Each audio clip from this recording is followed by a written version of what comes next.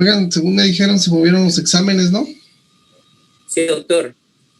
¿Saben cuándo empiezan?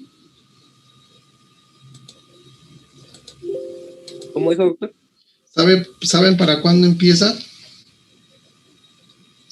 Es decir, ¿ya les dieron nuevas fechas de exámenes?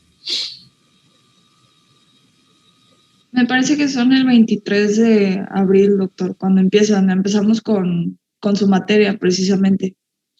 ¿Hasta el 23? Wow. Bueno.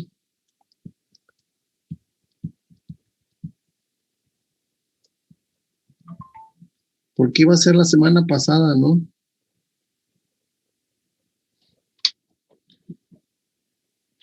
Sí, doctor, empezaron esta semana, pero los movieron por la fecha de la jura de bandera, que es el 21 de abril. Ustedes no los van a suspender, según supe.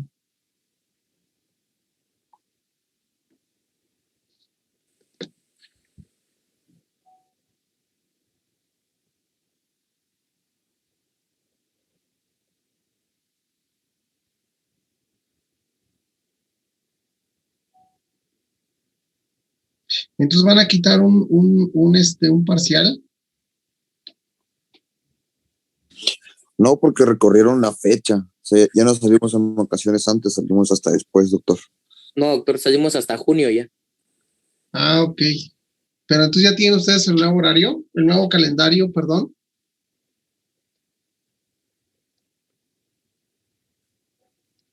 Sí, doctor. No sean malos, podrían subirlo a la pantalla y aquí le tomo una captura porque a nosotros no nos han enviado nada.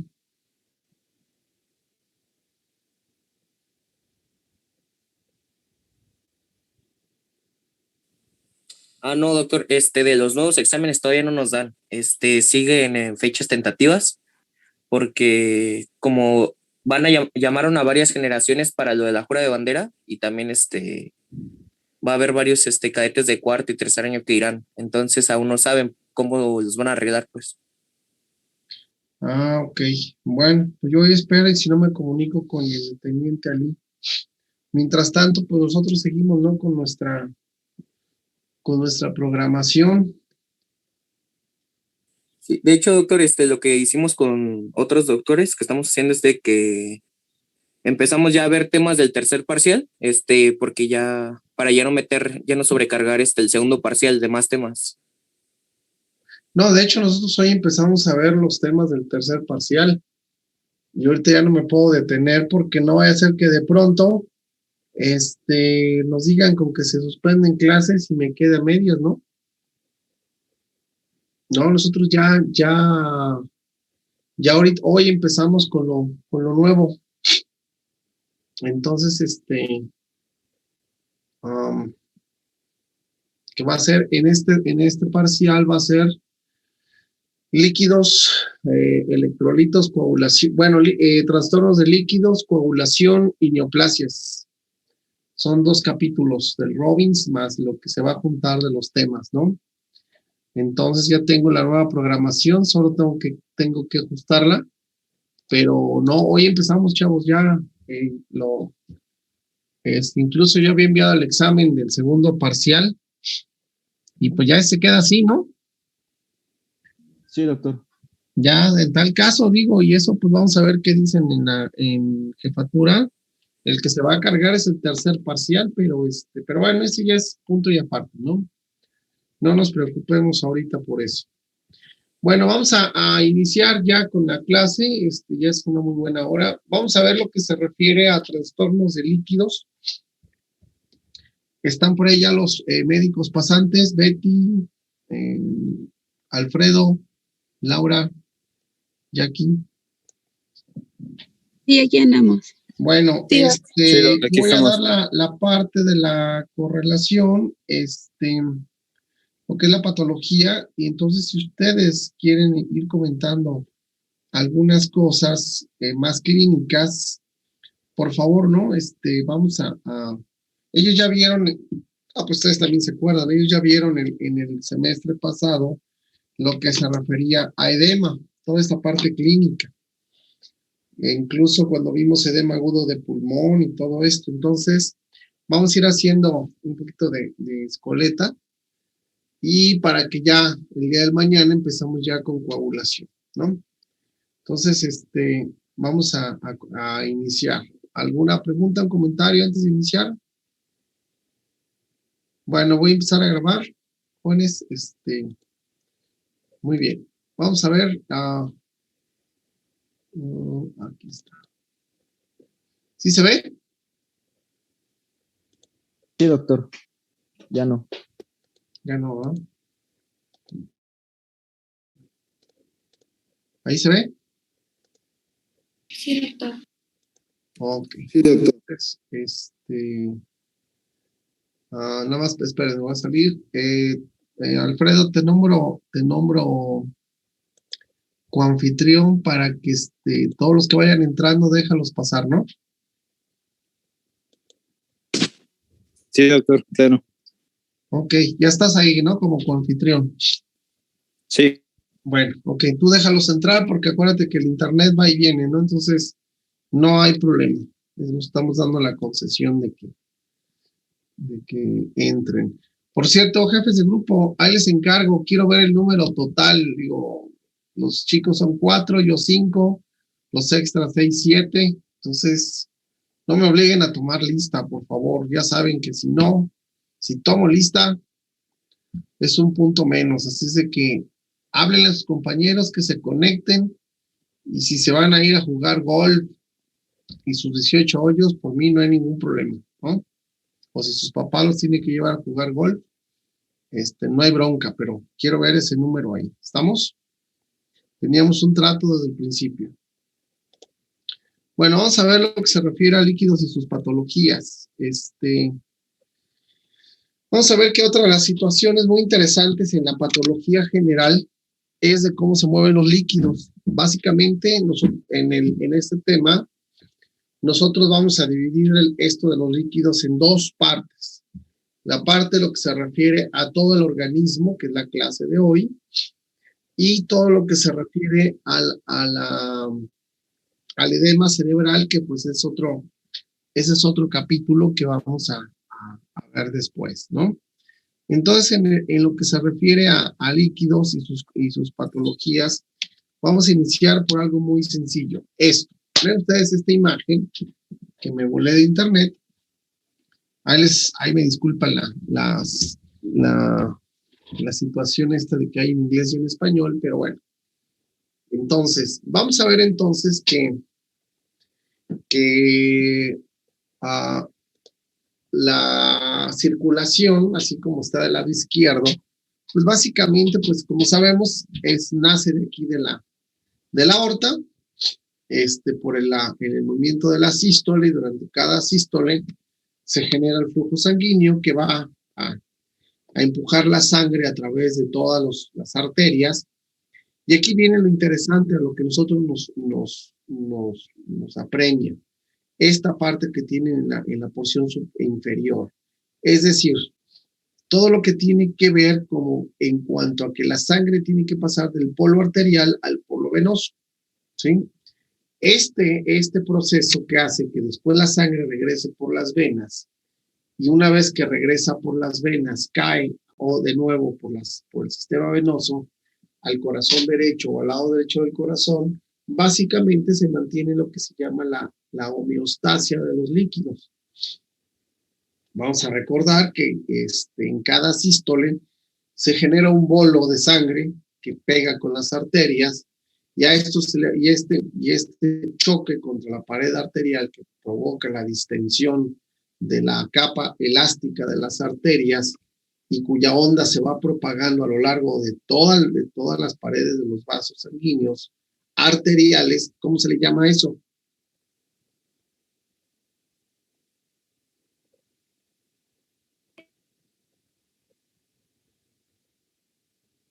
Jóvenes. ¿Quieren escuchar? presión arterial. ¿Presión arterial? Presión. No, es la presión ejercida sobre las paredes de las arterias que va a generar el choque mecánico y que este va a generar una onda de expansión a lo largo de todos los vasos arteriales y que puede ser perceptible, se le llama Pulso. pulso, exacto, muy bien, es el pulso arterial, ¿no? O pulso, nada más, las venas no tienen arterias, entonces, perdón, las venas no tienen pulso, entonces es el pulso, ¿no? Este pulso es el resultado de ese choque mecánico, de ese bolo de sangre que sale durante la sístole, ¿no? Y que genera un volumen. Ese volumen se le llama volumen latido.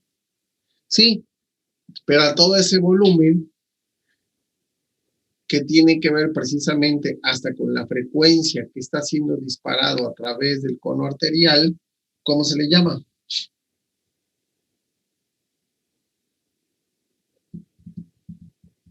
¿Volumen sanguíneo? Bueno, también las venas tienen sangre y volumen sanguíneo, ¿no? ¿Cómo se le ¿Volumen de llama? eyección? A ese volumen de eyección se le conoce también como Poscarga. Volumen sistólico, ¿no? poscarga o, muy bien, o sea, la poscarga. O sea, la poscarga es todo lo que está por delante de, ¿no? Ok, esa poscarga que sale durante cada latido, ¿sí? Y que mantiene precisamente el volumen de sangre uniforme en todo el organismo, ¿cómo se le llama?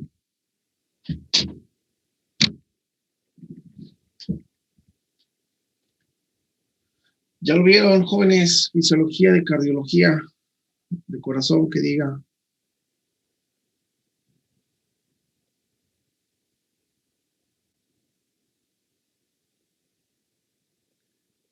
A ver, porque eso hace, esto que estoy diciendo ahorita va a ser importantísimo para toda la clase del día de hoy. Básicamente tiene que ver con esto, ¿no? A ver, ¿cómo se mantiene la presión dentro de los vasos? La presión arterial.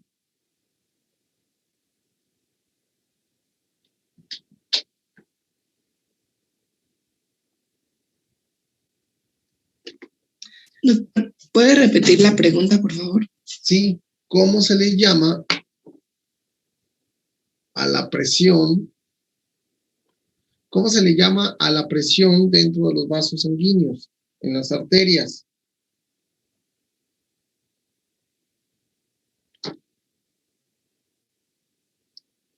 Resistencia. No, ¿cómo se le llama a la presión que se encuentra dentro de las arterias? Presión arterial. Exacto.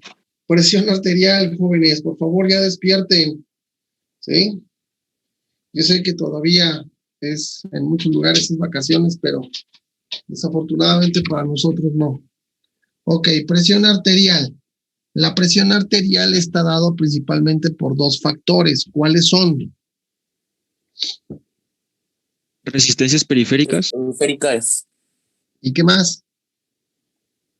Una es la resistencia. Gasto cardíaco. Y el otro es el gasto cardíaco. Muy bien, ¿qué es el gasto cardíaco? El trabajo del corazón. A ver, más completo. Es la frecuencia cardíaca. ¿Cómo? Cardíaca. No escuché. Es el volumen del expulsado de un ventrículo. Es el volumen de sangre que sale en un ventrículo. En un minuto. ¿Ah? Sístole, ¿no? Sí. Hace rato lo pregunté, ¿cómo se le llama a ese volumen que sale durante cada sístole? Se le llama gasto cardíaco, ¿cierto? Bueno, el volumen que se encuentra dentro de los vasos sanguíneos va a responder a diferentes factores y aquí lo tenemos del otro lado. Primero, entonces tenemos esto, pero fíjense que aquí, en este punto, que es el que nos va a interesar ahorita, para entender todos los trastornos de líquidos, ¿sí? Y lo que se refiere a edema, choque, etcétera, etcétera, se trata que cuando la sangre abandona el polo arterial, tiene cierta presión. Esta presión esta presión que va a tener, debido a 3 elementos que vamos a ver a continuación, va a escapar al espacio intersticial favorecido por las uniones más laxas, excepto en el cerebro, que tiene el sistema nervioso, que eso es otra cosa, pero aquí estas uniones tan laxas que hay entre las células endoteliales de todas las células del cuerpo, va a permitir ese paso de líquido o agua al intersticio.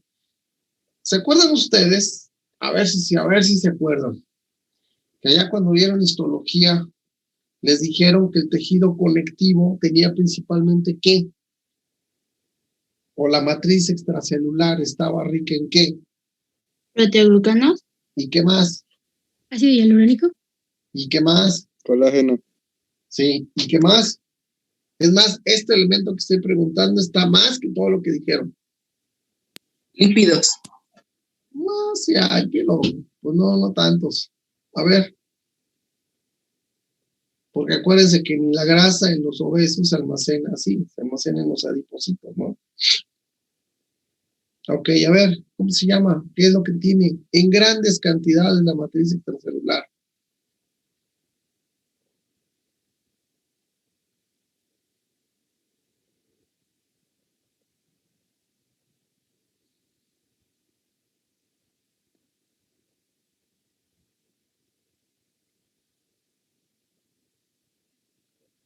Jóvenes.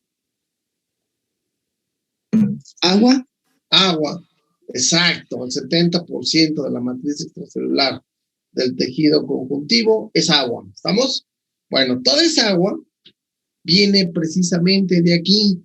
Toda esa agua es la que escapa precisamente a través de las uniones de los capilares y va e inunda prácticamente toda esa matriz extracelular.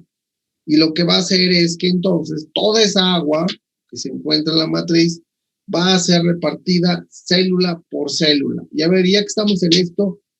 ¿Quiénes de varios? ¿Quiénes se encargan precisamente de la redistribución de esa agua intra o extracelular?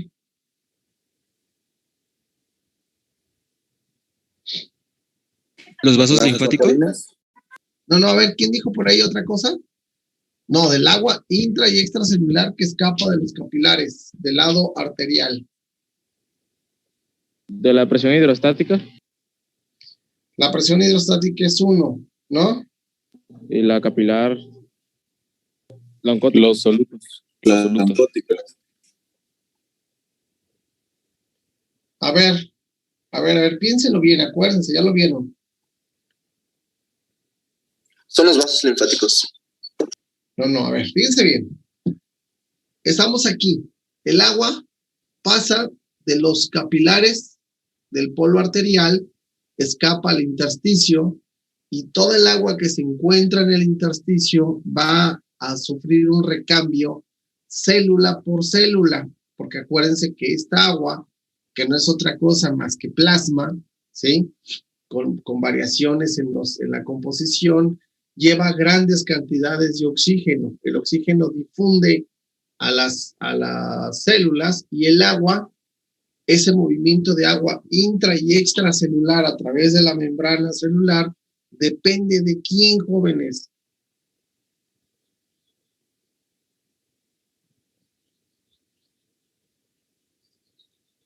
De las acuaporinas.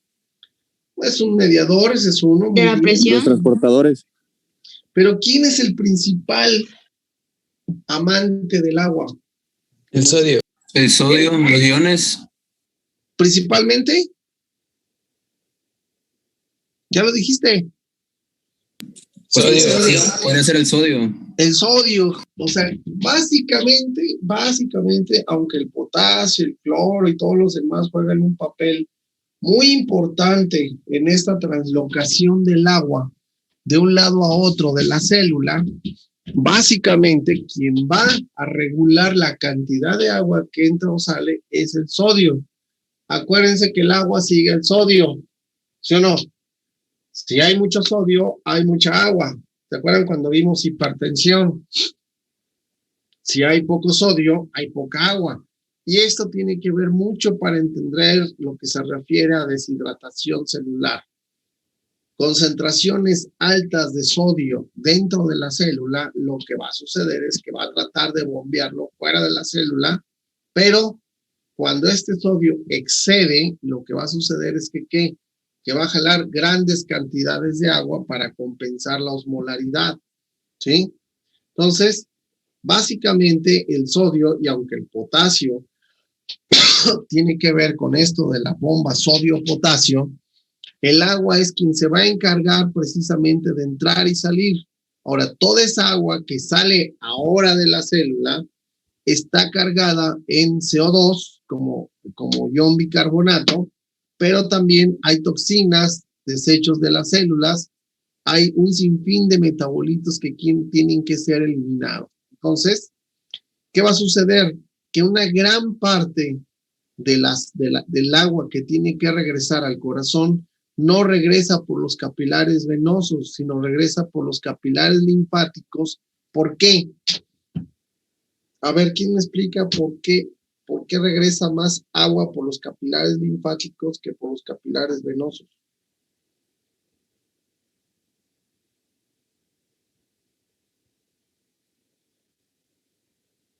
Porque digo, si entendemos esto ya, los próximos diapositivas son muy fáciles. ¿Podría ser por las presiones? Sí, realmente tiene que ver con las presiones, pero hay otra causa. ¿Cuál es? Efectivamente, la presión dentro de los linfáticos es todavía más baja que los capilares venosos. Correcto, pero además, ¿por qué?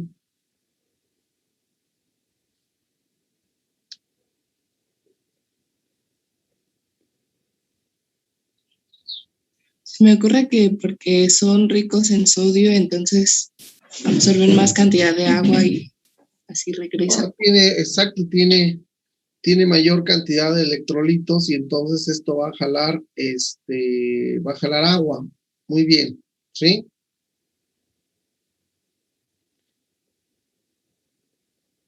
A ver, espérenme, creo que alguien le quité el... voy a dejar... A ver, piensen. Pero ¿cuál es la otra razón?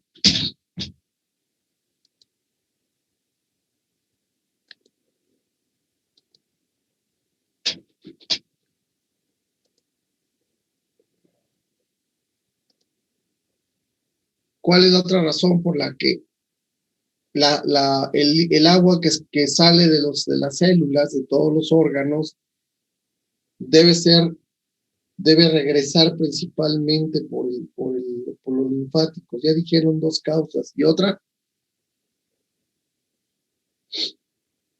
¿Puede ser para limpiar la sangre de bacterias? Efectivamente, muchos de los tejidos, por ejemplo, todas estas tramas capilares que van a irrigar toda la vía aérea, toda la vía gástrica, toda la vía intestinal, tubo digestivo, tubo respiratorio, conductos de salida como meato urinario, vía urinaria, colon, recto, ano, boca, etcétera, etcétera, etcétera, van a ir cargados de microorganismos y antígenos. Entonces, si regresa directamente por la vía capilar, es muy probable que grandes cantidades de microorganismos regresen al corazón y sean resembrados en otros órganos. Esa es la razón por la cual también tiene que regresar por la vía linfática y muchas células. ¿Se acuerdan de los macrófagos residentes? Que los macrófagos eran esas células fagocitarias que van a limpiar los tejidos, que van a fagocitar partículas y que van a regresar por la vía linfática, van a llegar a los ganglios linfáticos y efectivamente no solo de bacterias, sino de cualquier antígeno o patógeno que se encuentre en estos tejidos. Y esto va a hacer que entonces regrese, sea filtrado por todas las cadenas ganglionares. ¿Y la otra causa cuál es?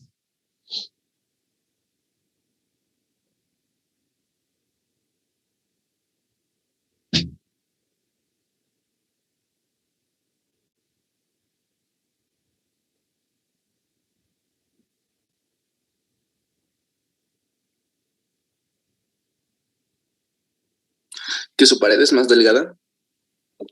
No, no tanto. Hablemos de fisiología. ¿Por qué? ¿Cuál es la otra razón?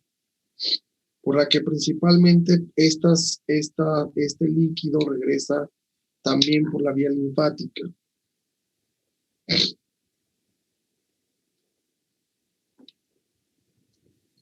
Es que como tal, el espacio extracelular tiene mayor cantidad de sodio y eso evita que se reabsorba a los vasos capilares. Pero también acuérdense, hay otro elemento que es muy importante, que no puede andar por la sangre porque puede generar émbolos, que es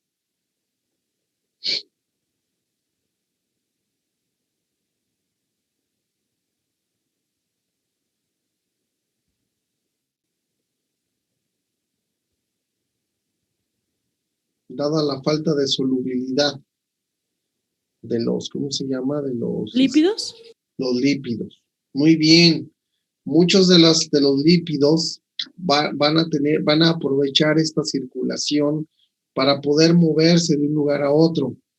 Aunque las lipoproteínas pueden mover grandes cantidades de lípidos a través del plasma, muchos de los lípidos no pueden hacerlo por esta vía, por su alta densidad, ¿sí?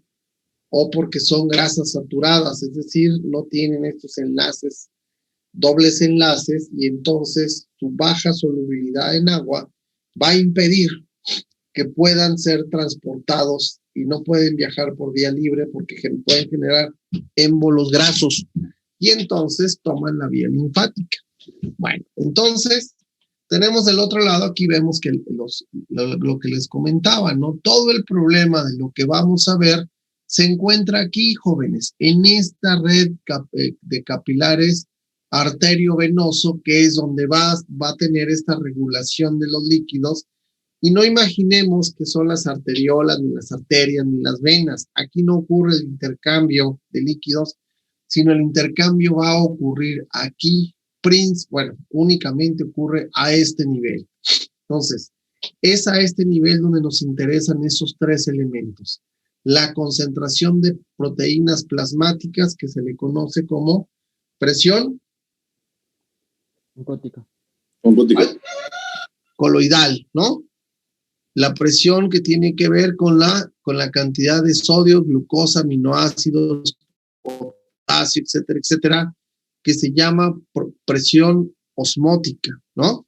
Y tenemos a la presión hidrostática. Hidrostáticas quiere decir que se refiere al agua, que es el 70% de lo que está compuesto la sangre. Muy bien. Entonces, una vez que entendimos esto, pues ya, ahora sí, de corridito. Tenemos tres presiones que son las que van a, aquí está mal, déjenme corregirlo de una vez. Permítanme, ahorita se lo vuelvo a compartir.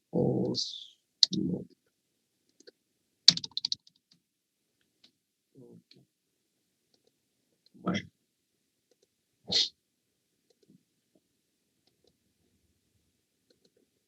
Muy bien, entonces tenemos aquí que estas tres presiones son las que van a mantener la sangre y sobre todo el agua en su compartimento intravascular.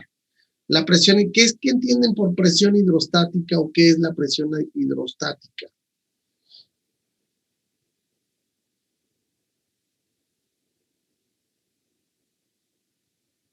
Es la presión que ejerce el agua sobre las paredes del capilar. Exacto, es la presión que ejerce el agua sobre las paredes. O sea, la presión hidrostática, es hidrostática, tiene que ver con la presión arterial. Mientras más aumente la presión hidrostática, más fuerza se va a ejercer sobre las paredes. Cuando llega a las arteriolas no hay tanto problema, pero cuando llega a los capilares, como los capilares no tienen músculo liso y las uniones célula-célula endotelial se mantienen abiertas, se mantienen muy semipermeables, entonces el agua escapa con gran facilidad. ¿A dónde? Aquí al tercer espacio y en este tercer espacio, entonces esta presión hidrostática empuja el agua hacia afuera. La presión coloidal o la presión oncótica está dada ¿por quién? Por las proteínas. ¿Cuál es la principal proteína del plasma? Hemoglobina. Albúmina. La albúmina, muy bien. La albúmina es la principal proteína del plasma, pero también las beta-globulinas, gamma-globulinas y la hemoglobina juegan un papel central en ese orden, aunque la hemoglobina no tiene un papel tanto como la albúmina o las beta-globulinas, para mantener esta presión oncótica del plasma. Entonces, la presión hidrostática la empuja hacia afuera, mientras que la presión oncótica la va a jalar, ¿sí? Y la presión osmótica está dado ¿por quién? Por todos los solutos que se encuentran disueltos en plasma. Por ejemplo, tenemos moléculas orgánicas como aminoácidos, glucosa, algunos elementos, oligoelementos y elementos como son el sodio, potasio y algunos otros que se encuentran unidos a proteínas de transporte. Esto va a hacer entonces que se mantenga precisamente el agua dentro de los capilares cuando pasa, dentro de los vasos capilares, cuando pasa precisamente por esta trama donde ya no hay estos ¿cómo se llama? Células musculares, que son las que van a regular mucho que se mantenga la presión arterial. Entonces, ¿hasta aquí alguna duda? No, doctor. Ninguna, doctor. Muy bien. Pero hay otros elementos a los cuales no nos aprendemos, que también tiene que ver cómo están esos vasos sanguíneos o linfáticos en la red de capilares y cómo va a estar el tránsito de la circulación, que es la segunda parte de esta clase. ¿A qué me refiero con esto? Si los vasos sanguíneos o linfáticos tienen per se problemas o in situ, problemas de lesión, por ejemplo, daño endotelial, tienen esclerosis o tienen problemas de transportadores, entonces esto va a generar que haya mayor cantidad de una disociación precisamente en este tipo de presiones. Y entonces puede generar un edema, no por aumento de presión hidrostática, no por coloidal, sino simplemente, o osmótica, sino simplemente porque son vasos que están esclerosados. Por ejemplo, denme dos ejemplos de esto. Ya lo vimos.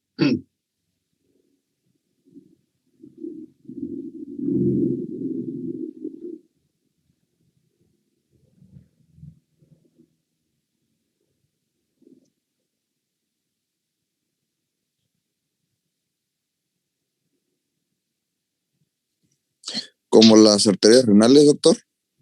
A ver. O ejemplos como. Platícame el mecanismo completo. Ok, pues, por ejemplo, las arterias renales se ve lo que está hablando usted, la presión oncótica, hidrostática, pero en este caso se ve tanto del capilar como del espacio renal. Entonces ahí se ven implicadas que si una atraviesa el plasma, atraviesa líquidos de la sangre, o si la presión oncótica, por ejemplo, del capilar, jala o retiene líquido. No, eso lo vamos a ver ahorita. No, yo me refiero a daño intrínseco del propio del vaso. Que haz de cuenta, imagínate que la presión hidrostática, la coloidal y la osmótica están bien. Tu problema es que el vaso se encuentra o esclerosado o tiene problemas con los transportadores de líquido, o tiene un problema por ejemplo, de depósito de tejido fibroso perivascular, por ejemplo. Dos enfermedades, ¿cuál es? ¿Vasculitis podría ser? Puede ser un problema inflamatorio, una vasculitis, muy bien. ¿Otro?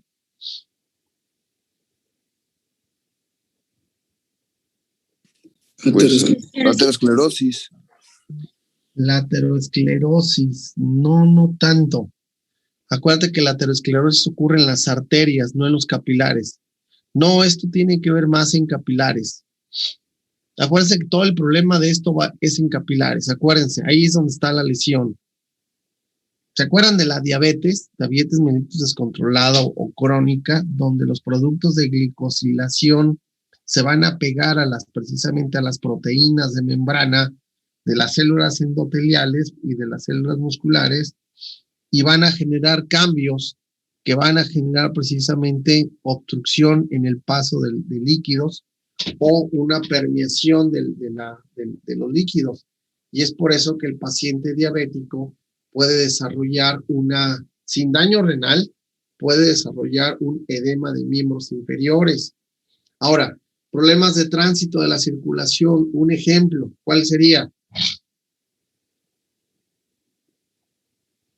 Y que bueno, al final, este y el anterior van a llevar un aumento a la larga de aumento de la presión hidrostática, ¿no? Retrógrada, sí, retrógrada, pero bueno, inicialmente el problema aquí es el vaso sanguíneo o en el tránsito de la circulación. Por ejemplo, ¿qué puede dar un problema? Que hay edema. Y se llama edema. ¿Un traumatismo? Un traumatismo por inflamación, muy bien. Otro, más claro. Válvulas de las venas colapsadas. ¿Cómo? Un síndrome que provocara hiponatremia. Tiene que ver entonces más con la presión osmótica, ¿no? Sí, el síndrome de Adler. Por eso, pero no está aquí en lo que estamos viendo ahorita.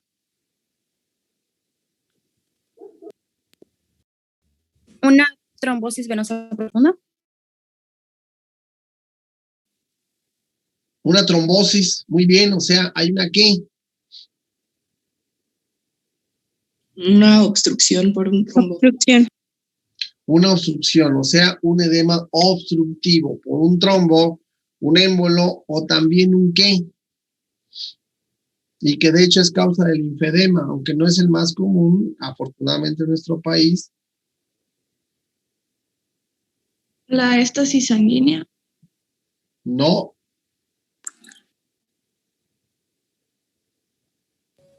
Sepsis igual provoca edema por extravasación aumentada. Sí, pero no es el caso. A ver, una es, por ejemplo, la trombosis. Muy bien. Puede generar edema.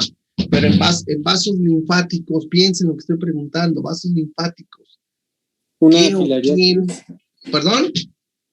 La filariasis que se queda en los vasos linfáticos. La filariasis, que como les decía, no es un problema de salud tan grande en nuestro país para ¿cómo se llama? Para obstrucción de vasos linfáticos, pero la filariasis, ¿qué es lo que hace? Pegarse aquí meterse al vaso linfático y con esto genera una obstrucción del mismo, ¿no?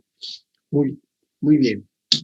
Ahora bien, aquí tenemos un esquema bastante largo que me volé a internet y básicamente nos explica todo esto que tiene que ver con las presiones hidrostáticas, las presiones que van a generar este movimiento de líquidos y que nos van a generar el edema.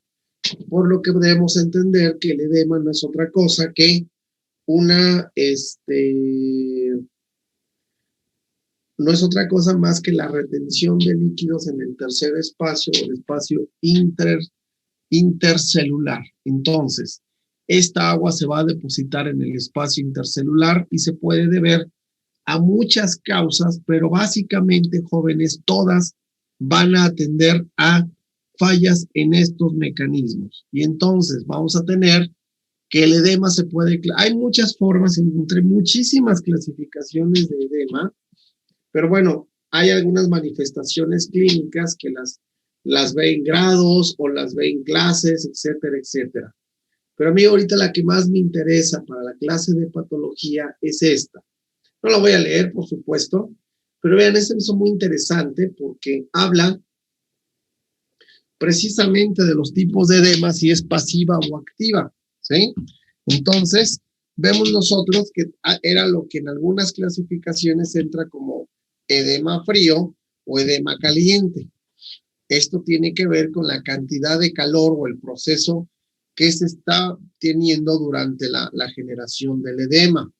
Digo, que el edema inflamatorio sea activo o caliente porque hay hiperemia, hipertermia, pues ya es algo que no vamos a volver a definir.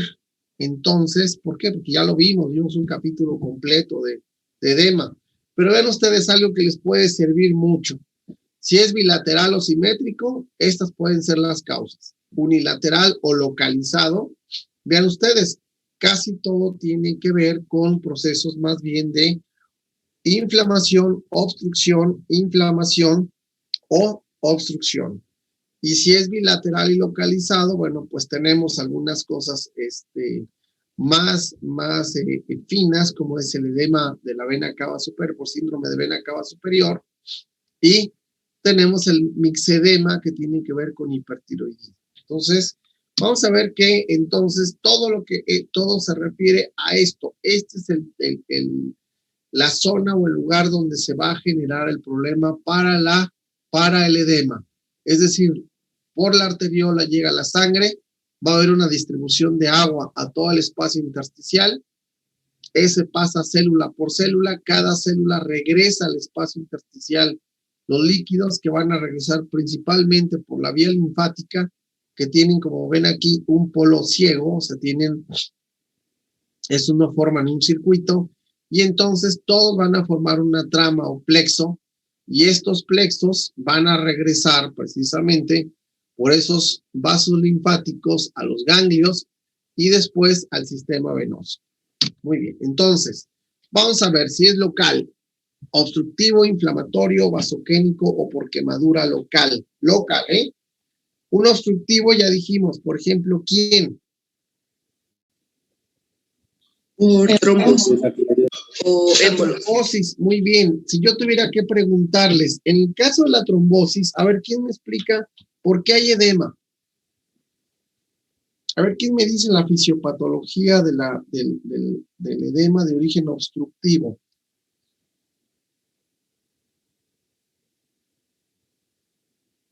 Pues por una extravasación de los vasos, como no tiene salida el agua, pues se sale, ¿no? A ver, no entendí. Porque existe un aumento de la presión hidrostática. ¿Pero por qué? ¿Por qué aumenta la presión hidrostática? No entiendo. Por el taponamiento del vaso, entonces tiene que, por así decirlo, el líquido busca una salida para poder seguir circulando, entonces se va a extravasar. O sea, se va a congestionar, ¿cierto? Por detrás de la obstrucción se genera una congestión. Quiere decir que la sangre genera un remanso y entonces, ¿qué aumenta? ¿La presión hidrostática, la presión coloidosmótica o la presión oncótica? Hidrostática. Aumenta la presión hidrostática. Claro, con el tiempo también las proteínas y todo lo que está ahí va a empezar a extravasarse y se va a inflamar, ¿no? Pero inicialmente es la presión hidrostática. Muy bien. Ahora bien, en el edema inflamatorio, ¿qué es lo que sucede?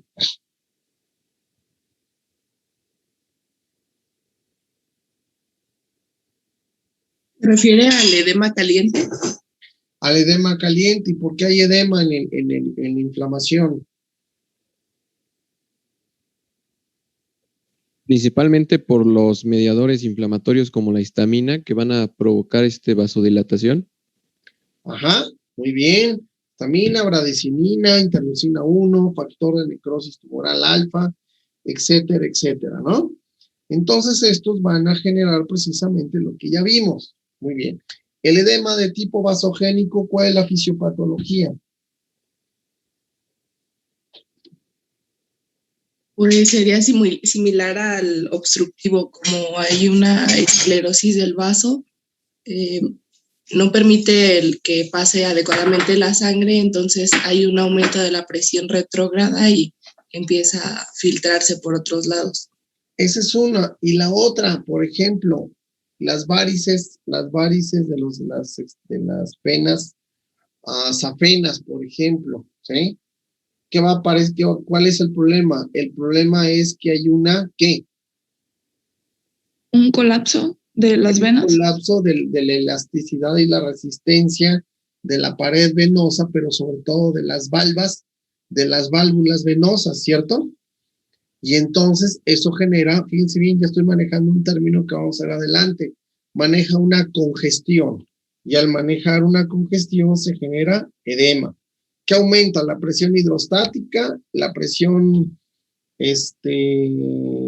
oncótica o coloidos o osmótica. Sería la hidrostática. La hidrostática. Ya ven qué fácil es la medicina. Ok. ¿Y una quemadura local?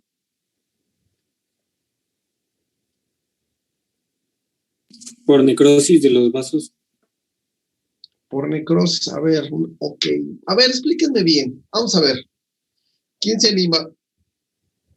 Recuerden que ustedes ya son de tercer año, ya casi médicos.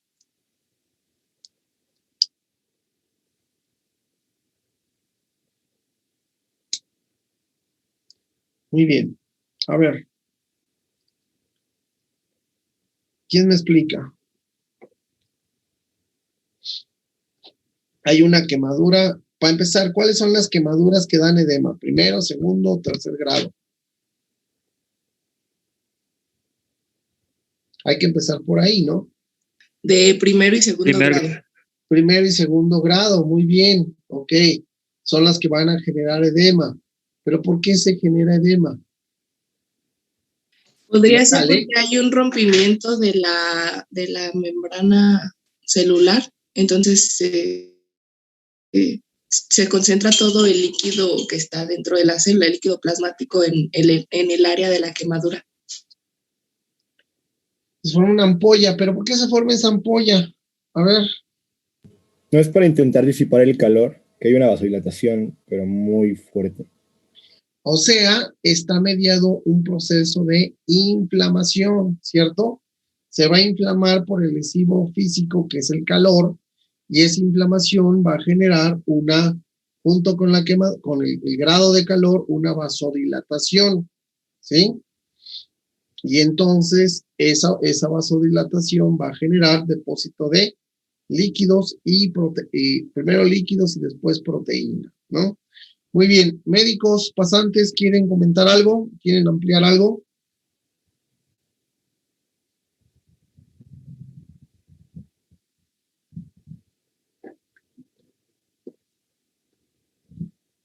Betty. Nada, doctor. ¿Nada? Alfredo. No, doc, por el momento no. Jacqueline, Laura. No, doc. Y hablamos de los sistémicos. Muy bien. Renal, hepático, cardiogénico, el desequilibrio metabólico y el hídrico. Vamos a ver. ¿Por qué hay edema en una falla renal? Por la pérdida de la presión oncótica, por la pérdida de proteínas.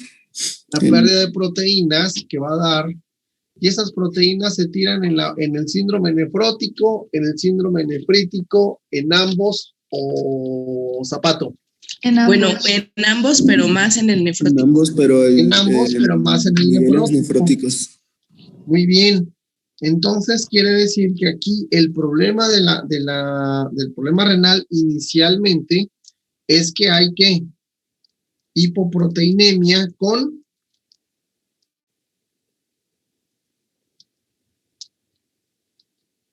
¿con qué? Proteinuria. Proteinuria, porque se están perdiendo las proteínas por la orina y entonces está bajando la cantidad de proteínas en plasma. Hay una caída de la presión oncótica inicialmente, médicos, conste, estoy diciendo que inicialmente cae la presión oncótica y entonces viene una compensación del riñón para tratar de compensar la caída de la presión arterial, ¿cierto? Y entonces va a reabsorber mayor cantidad de sodio para jalar esa agua que está precisamente, que está ahí causando el edema a través de sodio, mejora las concentraciones de sodio en plasma y entonces jala el agua, ¿no? Ok, pero sigue perdiendo proteínas y sigue habiendo un desequilibrio renal. Y en una fase más avanzada, ¿qué se le suma a este edema?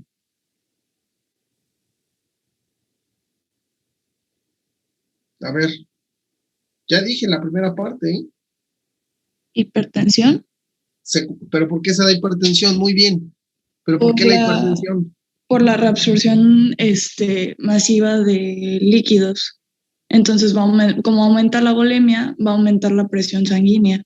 Correcto. Al aumentar la reabsorción de sodio, aumenta la reabsorción de líquidos, aumenta el gasto cardíaco y como ya el riñón no es capaz de llegar a un equilibrio, hay aumento de la presión hidrostática y entonces hay caída de la presión si no se regula esto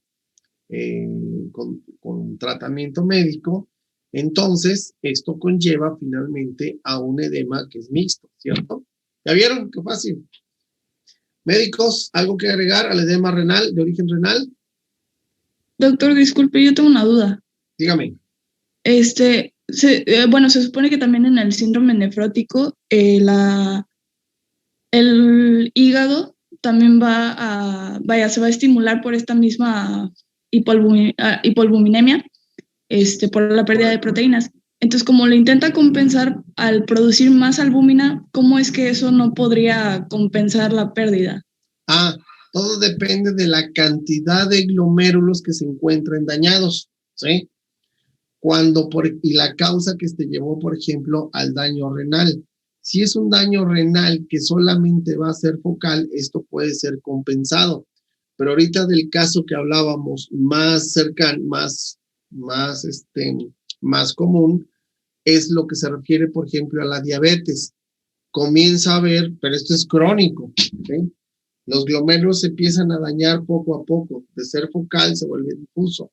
Se forma esta esclerosis en semilunas y entonces comienza a haber una gran cantidad de proteinuria con hipoalbuminemia. En etapas iniciales, el hígado efectivamente compensa la cantidad de albúmina que se está tirando. Por eso es muy importante que en el paciente diabético, ya no me recuerdo si es cada 6 meses o cada año, se le tiene que hacer un general de orina, ¿sí? Precisamente para ver el daño renal que está viendo. Pero en una insuficiencia renal terminal o renal crónica, lo que sucede es precisamente que ya ni el hígado siquiera es capaz de compensar este daño, ¿no? Gracias, doctor. Ok. Médicos, ¿algo que agregar? Pues yo solo diría que, pues como hay un edema, eso tiene como consecuencia la disminución del volumen plasmático y por lo tanto así disminuye el flujo renal. Y eso secundariamente provoca un hiperaldosteronismo que pues provoca una retención de sodio y agua y una disminución del potasio y eso pues también contribuye a que haya edema. Correcto. Muy bien. Ahora, ¿este edema será frío o caliente?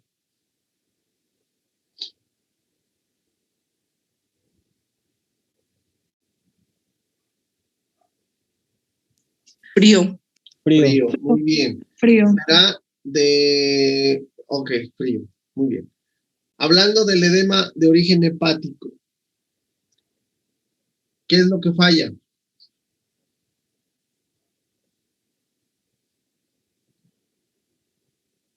Pues la disminución de la producción de proteínas. Efectivamente, cae la disminución de proteínas, principalmente albúmina, algunas otras proteínas que se producen en el hígado, como gamaglobulinas, también proteínas del complemento, bla, bla, bla, bla. Ok. Y entonces, ¿qué es lo que sucede? Que cuando llega a una falla hepática o insuficiencia hepática, lo que va a suceder es que hay caída de la presión oncótica del plasma. Entonces, inicialmente puede haber edema de miembros inferiores, ¿sí? Inicialmente, ok. Es lo mismo, bueno, pregunto, ¿la insuficiencia hepática siempre lleva a la hipertensión portal, sí o no?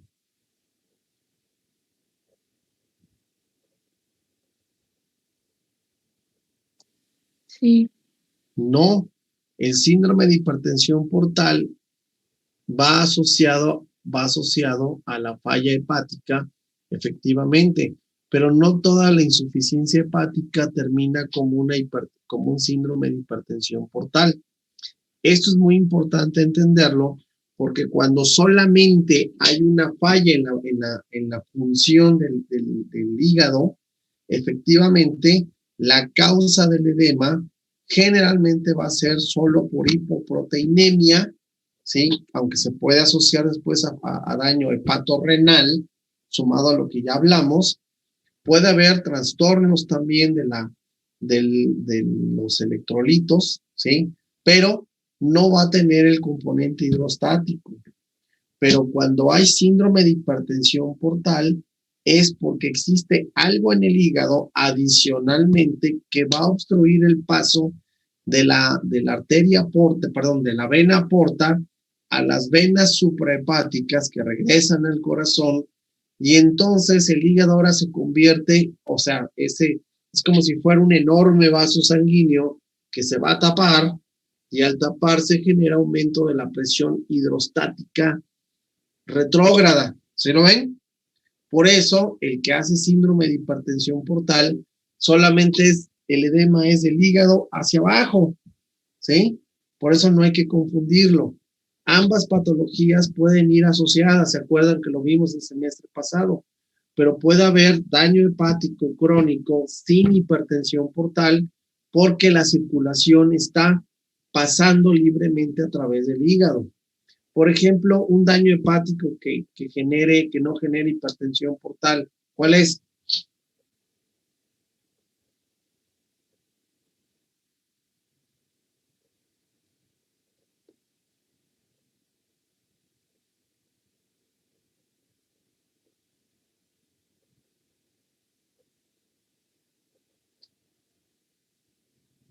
¿Cuál es?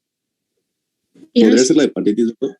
¿Una hepatitis? Una hepatitis puede, efectivamente, una hepatitis crónica que no llegue a qué, mientras no haga qué.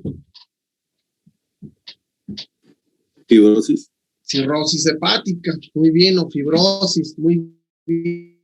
Otras, por ejemplo, hepatitis por almacenamiento de sustancias como la hemocromatosis.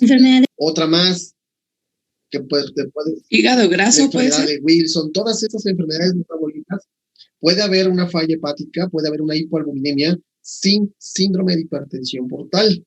Sin embargo, todo aquello que haga obstrucción, como un cáncer hepático primario o metastásico, una cirrosis hepática, puede ocasionar, o ocasiona, mejor dicho, una hipertensión portal que se acompaña a la insuficiencia hepática. Y aquí sí, en la hipertensión portal, ¿qué es lo que se afecta? ¿La presión qué? Principalmente es la presión ¿de qué tipo? ¿Hidrostática? Hidrostática. Muy bien. ¿Algo que agregar, médicos? Doctor, yo quería preguntarle algo. A ver. En la hipertensión portal siempre va a ser por una insuficiencia hepática, ¿no? Pero no al revés. No. Son cosas que pueden ir asociadas, pero una no lleva a la otra. Insuficiencia hepática es cuando el hepatocito, o sea, la célula hepática, es incapaz de llevar a cabo sus funciones metabólicas, sea de producción o anabólicas, llamémosle más propiamente anabólicas, o funciones catabólicas, ¿sí? Es cuando tú hablas de una insuficiencia hepática.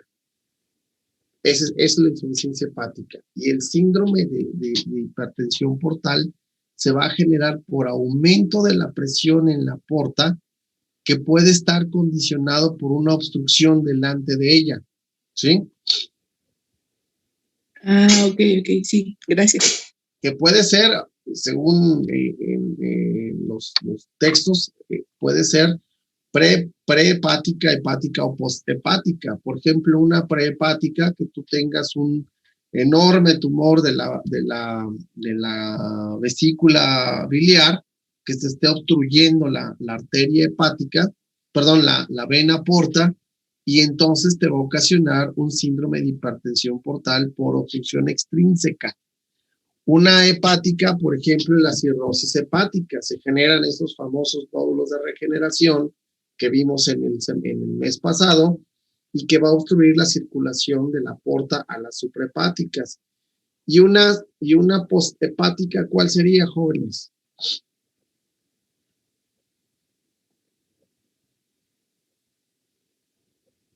Y que, a ver, una posthepática, ¿cuál sería?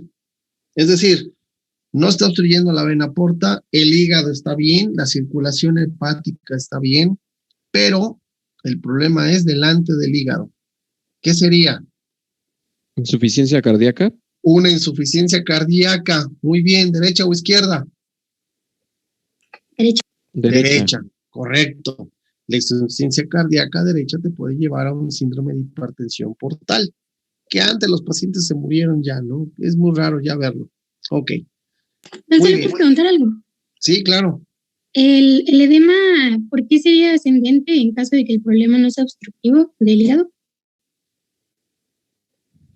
A ver, si no es obstructivo, ¿por qué es ascendente? Sí, o sea, ¿por qué empieza en los pies? Ah, pues por gravedad, mija. ¿Sí? Es decir, ¿qué es lo que sucede? Si no es obstructivo, o sea, si no es obstructivo, durante todo el tiempo la persona está de pie, está caminando, como tiene un problema de una hipoalbuminemia, ¿sí?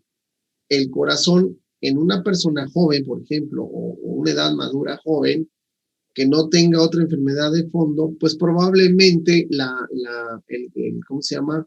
El corazón puede alcanzar a compensar mucho y su riñón también. Pero como esos pacientes hacen hipoalbuminemias muy graves, puede empezar inicialmente con una hinchazón, no inflamación, ¿eh? Yo creo que aquí ya es cuando debemos separarnos del pueblo.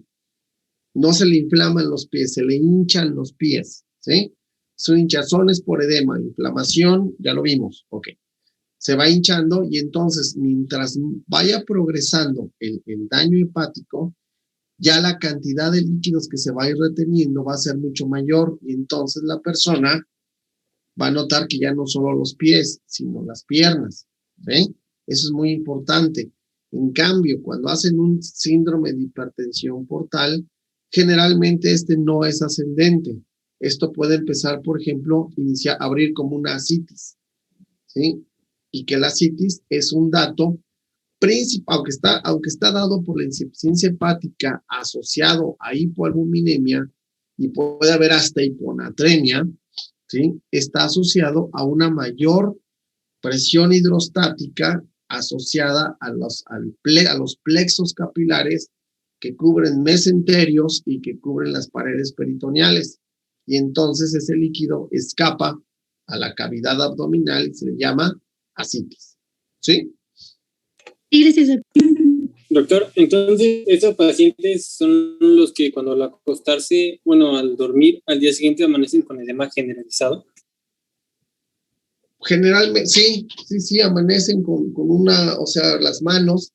Inicialmente, ellos pueden referir en etapas muy tempranas que el paciente mejora. O sea, es que yo me amanezco y cuando me levanto estoy bien, doctor. El problema es que empiezo a hincharme, ¿sí? Pero en etapas ya cuando hacen, por ejemplo, ictericia y hacen ya datos bioquímicos de insuficiencia hepática, así es, ellos tienen edema de manos, puede haber edema de brazos, puede haber edema de cuello, etcétera, etcétera, ¿sí? Que esto se ve más en ¿cuál? En el cardiogénico, ¿sí? Ahora bien, ¿cuál es el origen o cuál es la fisiopatología del cardiogénico?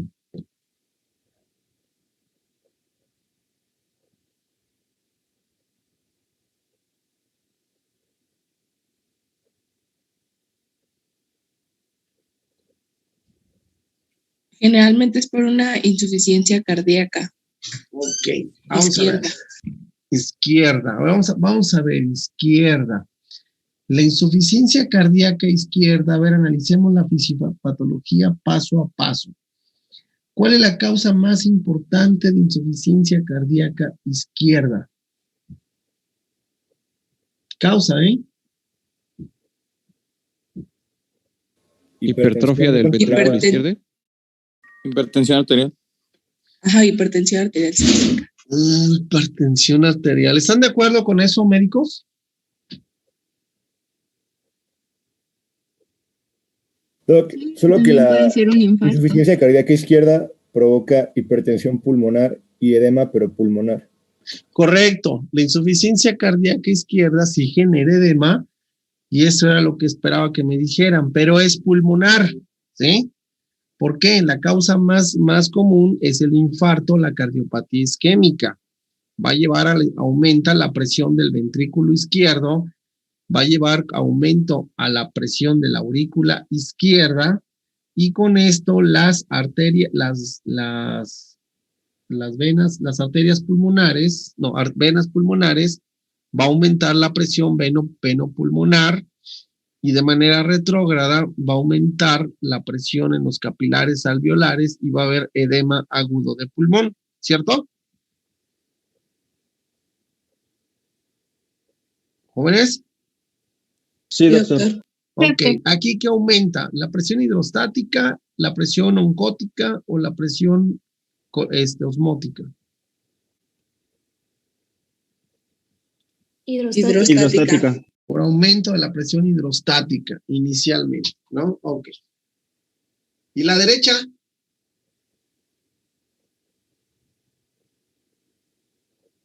¿Cómo se genera? Por una hipertensión venosa. Es una consecuencia de la anterior, ¿no?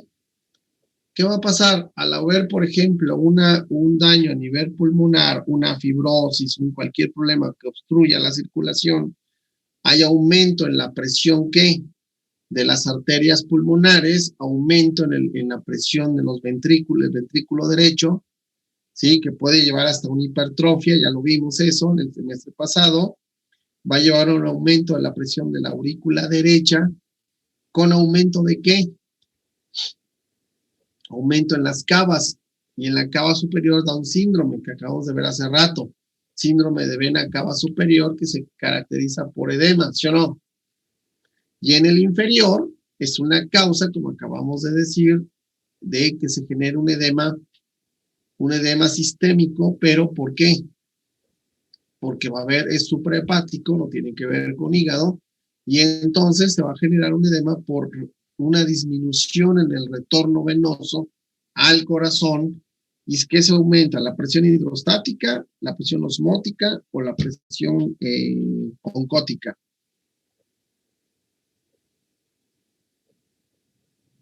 Hidrostática igual. ¿Hidrostática? ¿No? Ok. ¿Ya vieron qué fácil es la medicina? Ok.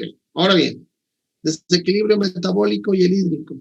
Esto los mencioné nada más, pero los vamos a ver más adelante. ¿Sí? Ok. Y aquí está, miren, todo eso que se ve de color rosa, precisamente es edema, es líquido en los pulmones, y entonces vean esos capilares sanguíneos que se encuentran aumentados, ectásicos. Eso es congestión. Y ese es el siguiente tema que nos va a competir a continuación. Hay una congestión vascular, ¿por qué? Porque aumenta el volumen intravascular, aumenta la presión hidrostática, y al aumentar la presión hidrostática, pues pasa a través de los capilares alveolares y llega al pulmón y nos da un edema pulmonar. Ahora, algunos vasos sanguíneos se van a romper debido a esa presión a los capilares y va a haber pequeñas cantidades de eritrocitos en el líquido. Y eso es lo que va a dar la famosa tos asalmonelada que nosotros encontramos en el edema agudo de pulmón.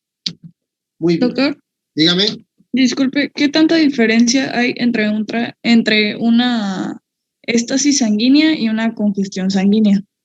Eso vamos a ver ahorita. Éstasis se refiere a que se estanca, hay estancamiento del líquido, ¿no? Éstasis, hay un éstasis, ¿no? Es con S, éstasis. Y congestión es el efecto metabólico morfológico que tiene que ver asociado a la éstasis, ¿sí? Okay. Ahora, la éstasis sanguínea generalmente la asociamos a un problema de tipo en el polo venoso, y es lo que se refiere a congestión. Ahorita vamos a verlos precisamente congestión e hiperemia. Fíjense bien, observen esto. Te los puse de un lado juntos y del otro lado separados. En la congestión lo que va a suceder es que la sangre sí llega muy bien por el polo arterial, alcanza los capilares del lado arterial, pero por alguna razón no va a pasar del otro lado.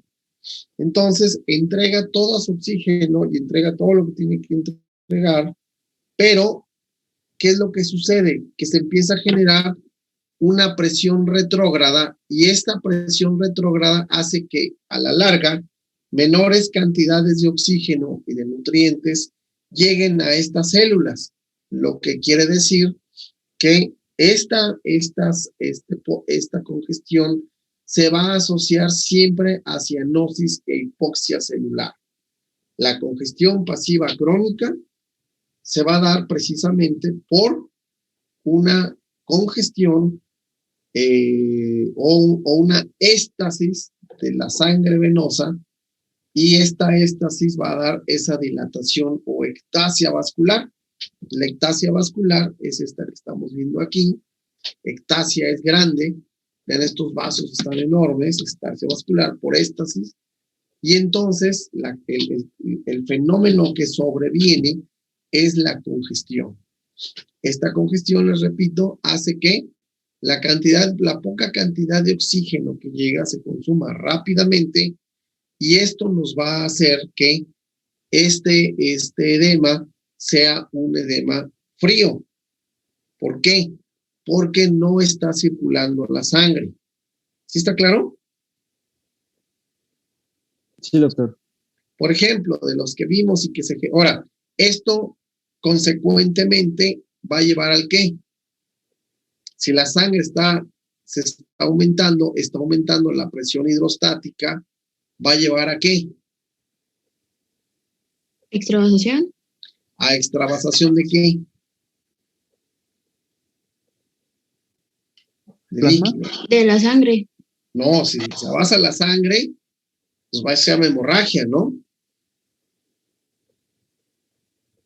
Eso ya hemorragia. ¿Líquido ¿no? plasmático?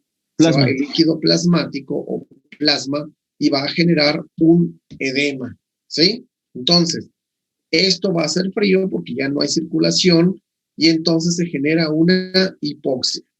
Esto puede ser, por ejemplo, una obstrucción local, una falla del corazón, como decíamos hace rato, ¿sí? Esto es lo que va a condicionar. Ahora, la hiperemia, por su parte, generalmente es que la sangre sí fluye, pero va a generar tanto flujo sanguíneo en los capilares que estos pueden pasar del otro lado sin problema, no genera edema, ¿sí?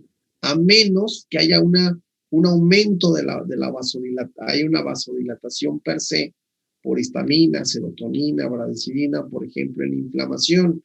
Pero en el caso del ejercicio, que no se liberan estas aminas, simple y sencillamente aumenta el flujo sanguíneo, por lo tanto es caliente y por lo tanto se pone de color rojo. Esas son las dos diferencias muy importantes, en que en esta genera una éstasis y esta genera un aumento en el flujo sanguíneo, que son dos cosas completamente diferentes. Ahora sí. Sí, doctor. Muy bien. Doctor, ¿podría repetir lo que dijo sobre el ejercicio? Es que no me quedó clara esa parte. Aquí, por ejemplo, dice ejercicio de inflamación. Yo preguntaría, oiga, doctor, pero todo el que hace ejercicio, pues no se edematiza, se pone rojo, pero no se edematiza, no termina haciendo pesas o después de correr con las piernas edematizadas. No, porque no se libera ni bradicinina, ni serotonina, ni interleucinas, que van a producir un aumento en la vasodilatación y una separación de las uniones intercelulares, que entonces sí van a llevar a un edema, ¿sí? A diferencia de la inflamación. En la inflamación sí sucede esto. En el ejercicio no. Simplemente aumenta la cantidad de flujo sanguíneo los vasos no se congestionan, se llenan de sangre y al llenarse de sangre aumenta el calor y aumenta el color, ¿sí? Por eso ven que una persona que corre se pone roja o una persona que está haciendo ejercicio se pone de color roja, ¿sí o no? Sí, doctor. Sí, Pero, doctor. disculpe, en el caso, por ejemplo, de que una persona tuviese alergia inducida por ejercicio, se supone que va a haber una secreción de histamina, ¿no? Sí. Factores alérgicos. Entonces, ¿cómo sería en el caso de esas personas? No, pues aquí la persona puede desarrollar, puede ir desde el rash cutáneo, que le salgan las famosas lesiones en piel de naranja o abones. Hay personas que con sudar y empezar a hacer ejercicio le salen abones. Y la otra, eso puede ser desde los abones hasta el edema angioneurótico o lo que se llama un choque anafiláctico, ¿sí? Sí lo puede hacer. Es muy raro, afortunadamente, pero sí puede pasar, ¿no? Por ejemplo, hay otras enfermedades como la tirotoxicosis, cuando hay un aumento de T3 y T4, y este aumento en estas hormonas tiroideas va a acelerar el metabolismo basal, lo que va a hacer que aumente la frecuencia cardíaca, va a hacer que aumente la frecuencia respiratoria, y entonces el tipo siempre está rojo, ¿sí? Está hiperémico. ¿Ahora sí? Sí, doctor, gracias. Muy bien. Bueno, ¿qué pasa si el hígado se congestiona? Doctor, una pregunta. Dígame. Bueno, en el caso de que fuera localizado, ¿hay edema? En el caso Sí, de el edema hay edema. Cuando es localizado se llama edema y cuando es generalizado se llama anasarca. Y hay diferentes grados de edema. Como decía, clínicamente va a haber varios grados, ¿no? ¿O a qué te refieres? Sí, era más que eso. Si había una hiperemia por una inflamación, ¿el edema era localizado o si no había edema? Es localizado, sí.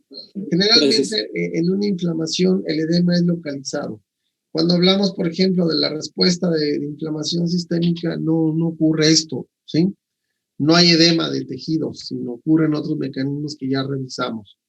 Ahora bien, la congestión pasiva crónica, por ejemplo, en hígado, nos puede dar lo que se llama necrosis centrolobulillar o también hígado en nuez moscada.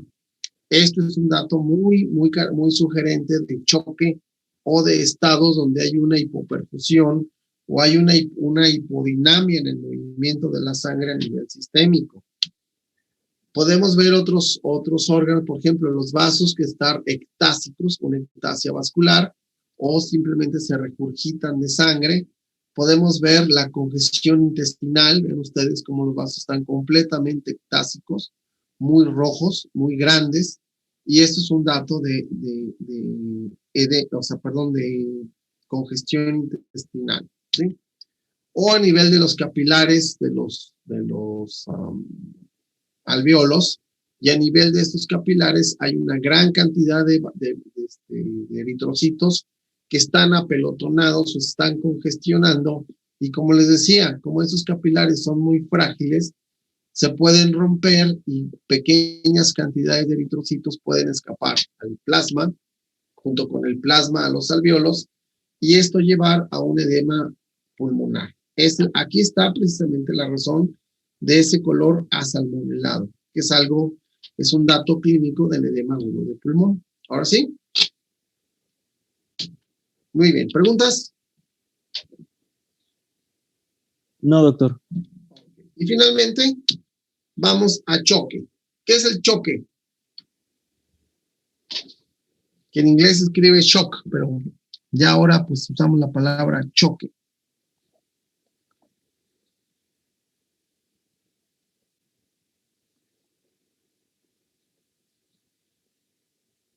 ¿Una situación de hipoperfusión ya en los órganos más avanzados? Es una caída de la presión arterial, muy bien, de los vasos sanguíneos, que como consecuencia va a llevar a una hipoperfusión multisistémica. Exacto. Y con esto va a haber falta de oxígeno en diferentes órganos. Bueno, aquí les tengo una tablita. Esa no la van a encontrar, es un concentrado. Fíjense bien, tenemos el tipo de choque cardiogénico. Origen del choque, la insuficiencia cardíaca. O sea, hay una falla de bomba. Y si tenemos nuestra gran fórmula que en general, sin que hablemos de los mecanismos de compensación, presión arterial es igual a resistencias periféricas por gasto cardíaco. Quiere decir que la presión arterial en general está regulada porque haya una buena resistencia a nivel de los vasos sanguíneos, arteriolas principalmente, y un buen volumen que esté siendo bombeado por el corazón en cada sístole, ¿cierto?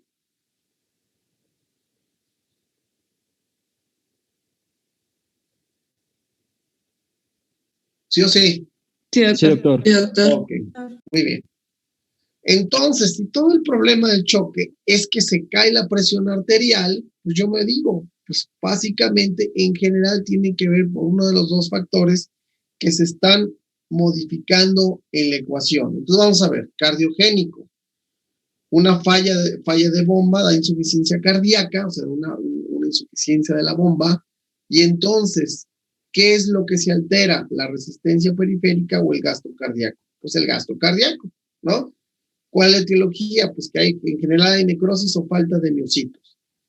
En el hipovolémico es una hemorragia, hay una disminución del volumen, y lo que falla es ¿qué?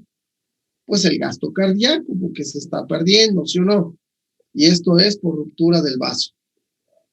El séptico, el origen del choque es una inflamación, hay una vasodilatación por las aminas, y estas aminas lo que van a hacer es vencer las resistencias periféricas, y la sepsis es generalmente por infección. Tenemos el anafiláctico, que el origen del choque también es un proceso inflamatorio, donde hay una vasodilatación con caída de la resistencia periférica, pero aquí no es por un proceso infeccioso, generalmente es por anafilotoxinas y aminas vasoactivas. Aquí le voy a completar. Ese siempre lo hacía en pizarrón, por eso todavía no lo perfecciono, ¿sí? Se me lo aventaba de pizarrón. Entonces, tenemos el neurogénico, generalmente es un daño neurológico, hay una disociación de neurotransmisores que va a hacer que se pierdan las resistencias periféricas y puede deberse a trauma, problemas de toxicidad, pero generalmente pues aquí tenemos el choque medular, que es por trauma, sección medular, o propiamente el choque neurogénico, ¿sí? Donde hay caídas de las resistencias periféricas.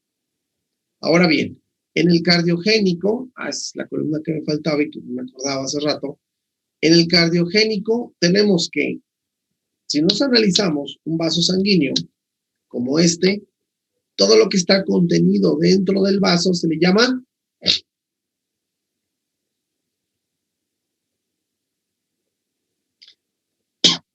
¿cómo se le llama el volumen que está dentro de un vaso? ¿Continente o contenido? ¿Contenido? Contenido. Muy bien. Y todo lo que va a resistir ese contenido o el recipiente que se llama continente. Continente, ¿no? Entonces, basándonos en eso, es lo que era la columna que me faltaba, en el cardiogénico, ¿qué falta? ¿Qué falla? ¿El continente o el contenido?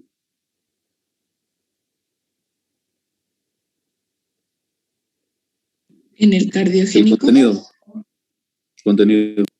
El contenido. En el hipovolémico. Contenido. En el séptico. Continente. El anafiláctico.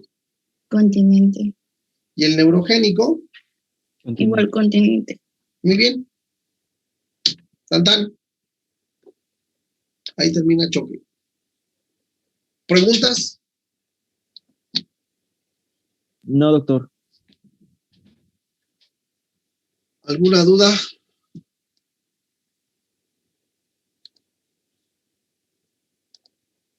Como ven, choque, pues básicamente, ya vimos uno de ellos que es el choque séptico, y bueno, por eso les puse en general cuál era la fisiopatología Y la anatomopatología pues va a depender al órgano blanco, ¿cierto? O al mecanismo blanco. En el choque cardiogénico, ¿cuál sería la anatomopatología? La cardiopatía isquémica. En el hipovolémico sería ver la ruptura del vaso, ¿cierto? O sea, la inflamación y herida del vaso. Un problema de no cicatrización o no hay este mecanismo hemostático, así aquí sí es hemostático. En el séptico, pues el problema es encontrar el foco infeccioso o que da origen, el anafiláctico igualmente. Y el neurogénico, daño a la médula o daño a nivel del sistema nervioso central a nivel de encéfalo, ¿no? Bueno, ¿tan? ¿Dudas? ¿Preguntas? No, doctor, todo bien. Doctor, mencionó el signo de nuez moscada. ¿Ese en qué patología dijo que la podríamos encontrar? La congestión pasiva crónica o necrosis centrolobulillar del hígado. Gracias.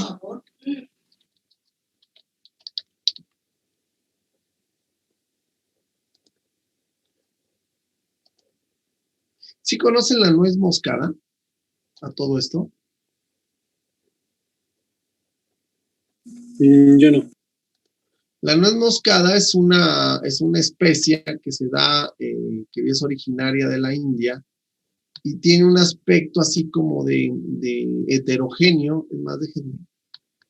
Acá tenemos minutos. Déjenme ver dónde está una imagen. A ver, denme 2 minutos.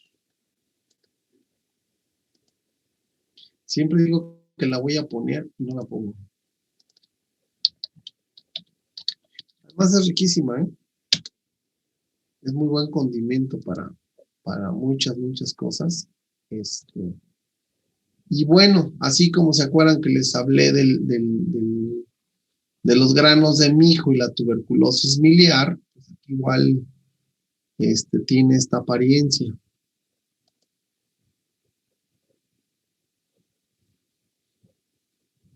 Claro, como ustedes saben, hay que echarle un poquito de imaginación, ¿sí? Porque, digo, tampoco es así de wow, ¿no?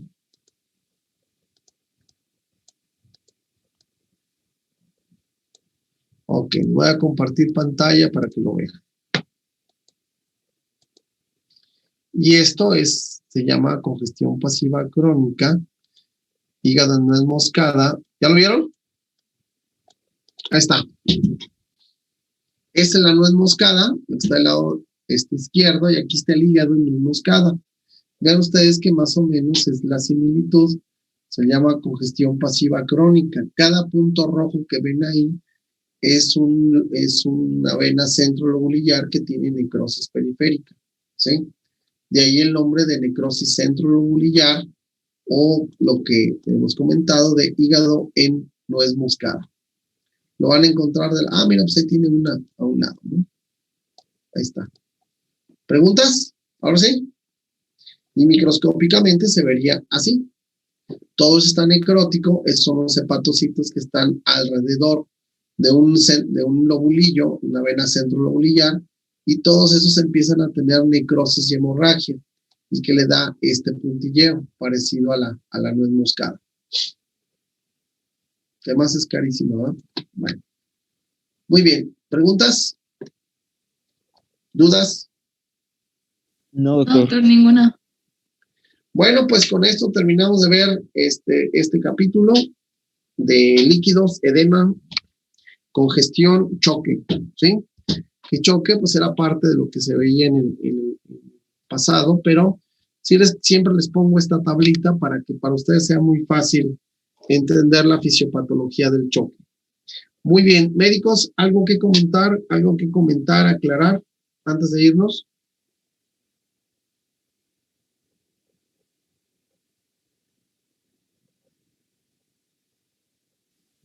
No, doctor.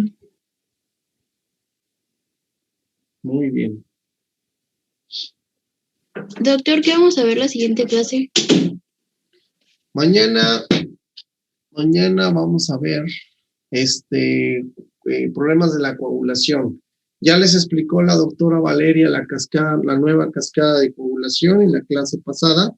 Y vamos a ver un tema muy interesante que se llama coagulación intravascular diseminada.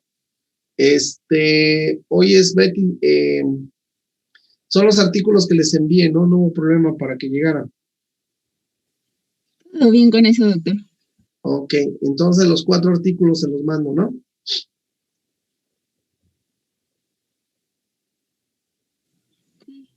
Betty.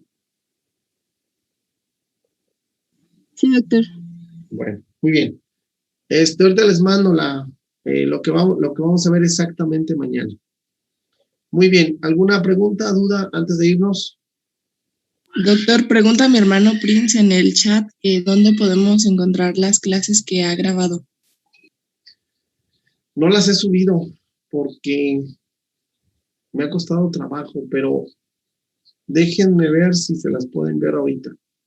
Que al cabo terminamos temprano la clase. Si no, en el transcurso de la tarde le pido a uno de mis alumnos que se las envíe, ¿sí? Y los jefes de grupo, por favor, es la última vez que les pido que la cantidad de pasantes, la cantidad de cadetes esté completa, ¿sí? Si no, voy a tener que tomar lista. Y ya saben que odio tomar lista porque nos quita tiempo valioso de clases. Pero el que no esté, un punto menos. Están avisados. Es la última vez que veo un 65 menos 4, 61 menos yo, 60. ¿Cuántos son ustedes? 69, doctor. 60, no está Valeria, son 5 pasantes. Y yo, 6. 6, ¿quién más está? Nada más, ¿no? Somos 5 pasantes y yo, ¿no? Somos 6, y si hay 65, hay 59. Entonces vean los que están faltando. Avísenles a todos que es la última vez que yo veo este número. ¿Sale? Teníamos un trato. Si no quieren entrar a clases, no me interesa. Lo que quiero es que esté el número ahí para yo mandarlo con el teniente y que todos están entrando. Los que estén entrando ya se dieron cuenta que estamos teniendo clases, yo creo que efectivas, ¿no? Creo que están aprendiendo cosas nuevas, ¿o no? Sí, doctor. Sí, doctor. Bueno, Sí, doctor. el que quiera entrar, ya sabe, bienvenido y todo lo que quiera. El que no, bueno, pues nada más anote si vaya hacia el tianguis o lo que quiera. Eso tarda 2 horas. ¿Sí? Nada más calcúlele la hora para que nos vayamos. Bueno, eso es todo de mi parte. ¿Alguien más quiere para irnos? ¿Nada? No, doctor, nada. No, doctor. Gracias. Órale, pues, quedamos ahí. Cuídense mucho. Nos vemos. Gracias, doctor. Hasta luego. Gracias, doctor. Hasta luego. Igualmente, Bye. doctor. Hasta luego.